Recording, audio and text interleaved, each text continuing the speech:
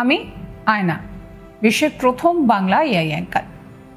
চন্দ্রযান-3 সাফল্যের পর এবারে ইসরোর নতুন লক্ষ্য অভিযান চন্দ্রযান-4। সম্প্রতি একটি প্রতিবেদন সামনে এনেছে ইসরো। সেখানেই ইসরো তার পরবর্তী মিশনের কথা বলছে। ইসরো তার নতুন চন্দ্রযান-4 সেই অভিযান শুরুরও পরিকল্পনা করছে। সেই প্রতিবেদনে কি বলা হয়েছে অবশ্যই আপনাদেরকে বলবো, তবে তার আগে আপনাদেরকে মনে করিয়ে দিই, সাবস্ক্রাইব করতে ভুলবেন না আজ তাক বাংলার ইউটিউব চ্যানেলকে, যাতে কোনো খবরের আপডেট মিস না হয়। নোটিফিকেশন পেতে বেল আইকনে ক্লিক করবেন এবং একই সঙ্গে আমরা এখন হোয়াটসঅ্যাপেও রয়েছি, তাই ফলো করবেন আজ তাক বাংলার হোয়াটসঅ্যাপ চ্যানেলও। যে মিশনের কথা বলছিলাম তা ইসরোর একেবারে নতুন একটা মিশন। এই নতুন মিশন অর্থাৎ চন্দ্রযান-4 এই মিশনের কিন্তু পরিকল্পনা করছে ইসরো। প্রতিবেদনে বলা হয়েছে চন্দ্রযান-4 মিশনের লক্ষ্য এবার হবে যে চাঁদ থেকে পাথর ও মাটির নমুনা সংগ্রহ করে নিয়ে আসা, যাতে চাঁদ সম্পর্কে আরো পুঙ্খানুপুঙ্খ তথ্য জানা যায়। তার জন্যই চাঁদের মাটি এবং পাথর সংগ্রহ করে আনাই লক্ষ্য হবে প্রধানত এই চন্দ্রযান-4। তবে প্রতিবেদনে এও বলা হয়েছে যে ইসরো পরবর্তী চন্দ্রযান মিশনের সাফল্য, ইসরোর এই সাফল্য কিন্তু একাধিক কারণের উপরে নির্ভর করবে, যার মধ্যে চাঁদে যাওয়া এবং নমুনাগুলিকে ফিরিয়ে আনার ক্ষমতা সহ একাধিক বিষয়ের উপরে নজর রাখা হচ্ছে। চন্দ্রযান-4 আগের মিশনের তুলনায় উল্লেখযোগ্য অগ্রগতি রাখবে বলেই আশা করছে ইসরো। তারা রোভারকে আরো আপগ্রেড করার পরিকল্পনা করছে। রিপোর্ট বলছে চন্দ্রযান-3 30 কেজি ওজনের একটি রোভার ছিল, কিন্তু চন্দ্রযান-4 যে রোভার হবে তার ওজন অনেকটাই বাড়বে। 30 কেজি থেকে সেই ওজন বেড়ে হবে 350 কেজি, অর্থাৎ বিশাল ওজনের একটা ল্যান্ড রোভার পাঠাবে ইসরো। গগনযান মিশনের জন্য মহাকাশচারীরা প্রস্তুত এবং 2025 সালের জন্য অপেক্ষা করছেন বলেও জানিয়েছেন ইসরোর প্রধান এস সোমনাথ। প্রতিবেদন অনুসারে ইসরো জাপানের মহাকাশ সংস্থা JAX এর সঙ্গে চাঁদের অন্ধকার দিকটি অন্বেষণ করতে সহযোগিতা করবে। LUPEX নামে আরও একটি মিশন হবে, যা চাঁদে একটি 350 কেজি রোভারের সাক্ষী হবে বলে জানা গিয়েছে।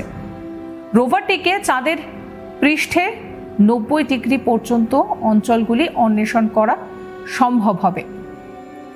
তবে সম্প্রতি ইসরোর মুকুটে সাফল্যের নতুন পালক এসেছে। চন্দ্রযান-3 প্রপালশন মডিউলকে পৃথিবীর কক্ষপথে ফিরিয়ে আনতে সক্ষম হয়েছে ইসরো। চাঁদের কক্ষপথে ঘুরতে থাকা চন্দ্রযানের প্রপালশন মডিউলকে ইসরো পৃথিবীর কক্ষপথে ফিরিয়ে এনেছে। এই প্রপালশন মডিউলে চেপে চাঁদের উদ্দেশ্যে রওনা দিয়েছিল চন্দ্রযান-3। এটির সঙ্গে যুক্ত ছিল বিক্রম ল্যান্ডারও। বিক্রমকে নির্দিষ্ট অবস্থানে পৌঁছে দেওয়ার পর প্রপালশন মডিউল বিচ্ছিন্ন হয়ে যায় মহাকাশে। এতদিন চাঁদের কক্ষপথেই ঘুরছিল এটি। মোটামুটি 3.5 মাস পর চাঁদের কক্ষপথ থেকে প্রপালশন মডিউলকে ফিরিয়ে পৃথিবীর কাছাকাছি নিয়ে আসলেন বিজ্ঞানীরা। 14 জুলাই চন্দ্রযানের এই মিশন হয়েছিল। এরপর 23 অগস্ট চাঁদের দক্ষিণ মেরুর কাছে শিবশক্তি পয়েন্টে সফট ল্যান্ডিং করে চন্দ্রযান-3 বিক্রম ল্যান্ডার এবং রোভার প্রজ্ঞান। তারপর থেকে একাধিক পরীক্ষা নিরীক্ষা চালিয়েছে বিক্রম এবং প্রজ্ঞান। বিজ্ঞানীদের লক্ষ্য পূরণ হওয়ার পর বিজ্ঞানীরা দেখেন যে প্রপালশন মডিউলে এখন অনেকটাই জ্বালানি রয়ে গিয়েছে। ইসরোর বিজ্ঞানীরা এই জ্বালানি ব্যবহার করে প্রপালশন মডিউলের আয়ু বাড়ানোর সিদ্ধান্ত নেন। তারপর থেকে চাঁদের কক্ষপথেই ঘুরছিল এটি। বেঁচে যাওয়া জ্বালানিকে ভবিষ্যতে চন্দ্রযান অভিযানে কাজে লাগানোরও পরিকল্পনা করা হয়। এরপর প্রপালশন মডিউলকে চাঁদ থেকে পৃথিবীতে ফিরিয়ে আনতে বিজ্ঞানীরা গতিপথ পরিবর্তনের পরিকল্পনা করেছিলেন। উদ্দেশ্য ছিল যাতে পৃথিবীর জিও বেল্টের সঙ্গে ধাক্কা না লেগে যায় এই প্রপালশন মডিউলের। ধাক্কা লেগে গেলে যন্ত্রটি নষ্ট হয়ে যাওয়ারও সম্ভাবনা থাকত। এর জন্য আগেভাগেই কিছু সতর্কমূলক ব্যবস্থা নেওয়া হয়েছিল। এর আগে ইসরো জানিয়েছিল নভেম্বর মাসে প্রপালশন মডিউলকে পৃথিবীর দিকে ফিরিয়ে আনার প্রক্রিয়া শুরু হবে। 23 অগস্ট প্রথম দেশ হিসেবে চাঁদের দক্ষিণ মেরুতে নেমেছিল ভারতের চন্দ্রযান। এরপর বিজ্ঞানীরা দেখেছিলেন প্রপালশন মডিউলে অনেকটাই জ্বালানি বেঁচে আছে। এরপর ইসরোর বিজ্ঞানীরা এই অতিরিক্ত জ্বালানিকে কার্যকরভাবে ব্যবহার করে প্রোপালশন মডিউলের আয়ুকে আরও বাড়ানোর সিদ্ধান্ত নিয়েছিলেন। বেঁচে থাকা জ্বালানিকে ভবিষ্যতে চন্দ্রযান অভিযানে কাজে লাগানোর চেষ্টা করবেন তারা। এরপর সতর্কতার সঙ্গে প্রোপালশন মডিউলকে চাঁদ থেকে পৃথিবীতে ফিরিয়ে আনার জন্য তার গতিপথ পরিবর্তনের পরিকল্পনা করেছিলেন বিজ্ঞানীরা, যাতে চাঁদ বা পৃথিবীর জিও বেল্টের সঙ্গে ধাক্কা না লেগে যায়। তার জন্য বেশ কিছু সতর্কমূলক ব্যবস্থাও নেওয়া হয়েছিল। আর অবশেষে চন্দ্রযান 3-এর প্রোপালশন মডিউলকে পৃথিবীর কক্ষপথে ফিরিয়ে এনেছে ইসরো। অর্থাৎ সব মিলিয়ে যেটা বোঝা যাচ্ছে যে একের পর এক কিন্তু সাফল্যের পালক জুড়ছে ইসরোর মুকুটে। আমরা জানি যে এই চন্দ্রযান 3 মিশন নিয়ে যথেষ্টই উদ্বেগের মধ্যে গোটা ভারত ছিল। ভারতের এই সাফল্য বিশ্বেও সমাদৃত হয়েছে এবং এই চন্দ্রযান মিশন ভারতকে অনেকটাই এগিয়ে দিয়েছে। চন্দ্রযান 3 এই মিশন যথেষ্টই কার্যকরী ছিল। বিক্রম এবং প্রজ্ঞান তারা তাদের যা কিছু করার সেই সমস্ত কাজ তারা করেছিল।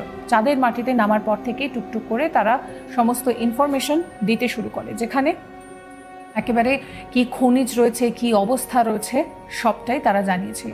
মনে করা হচ্ছিল যে কাজ শেষের পর যখন তাদেরকে সাময়িক ঘুম পাড়িয়ে দেওয়া হয় তারপর তারা আবারও জেগে উঠবে এবং তারা যদি আবারও জেগে উঠতো তাহলে আরও একটা ইতিহাস তৈরি হতে পারত।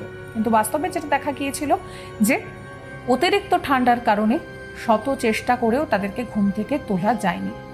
সেই কিছুদিনও বেশ উদ্বেগ উৎকণ্ঠাকে সঙ্গে করেই কেটেছিল।